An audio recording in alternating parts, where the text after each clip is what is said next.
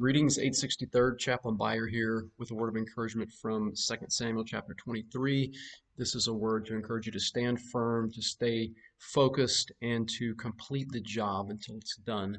I was reading in the scriptures this morning with my 15-year-old daughter, and this has happened to be what I was reading with her. It's about the mighty men of King David, the king of Judah, the southern kingdom of Israel. And it says this in 2 Samuel chapter 23.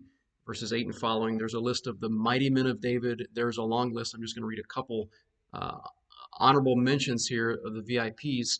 It says that among the three mightiest of the men was Eleazar, who was with David when they defied the Philistines, who had gathered there for battle, and the men of Israel withdrew. So there was a retreat. The Israelite army retreated, but Eleazar stood his ground. He rose and he struck down the Philistines until his hand was weary and his hand clung to the sword or froze to his sword handle.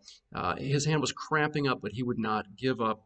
And the Lord brought a great victory that day. And the men returned after him only to strip the slain. So the others came back to the battlefield only after he had done all the work. Do you ever feel that way? That everyone else has gone home or left the job unfinished, and you stand and complete it until it's done. That's what he did with that mighty fighting spirit.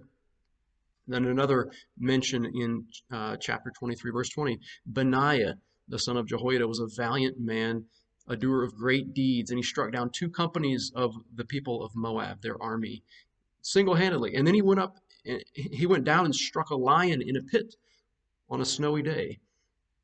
Jumped down into a pit with a lion, not just in the open field, but he went down into the arena, into the cage with the lion, and struck it down. And then it says he also struck down an Egyptian, a handsome man. I don't know what that has to do with it, other than it would look really good on film to strike down a handsome Egyptian. Now, the version of this story told in the book of First Chronicles says the Egyptian was a man of great stature, and it describes him as being the equivalent of about 7.5 feet tall. This is like Shaquille O'Neal. So Benaiah runs up to this Egyptian Shaquille, and with only a staff in his hand, he snatches a great spear out of the Egyptian's hand. And the spear was described in the other account as large as a weaver's rod. So it's this thick pole. And he snatches it out of the Egyptian's hand and kills him with his own spear.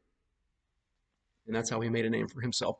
Do you ever feel like you're up against something daunting, far too great for you, a task that's just everyone else is running and fleeing? No one else would dare to go into that place, and yet you feel compelled, you feel called.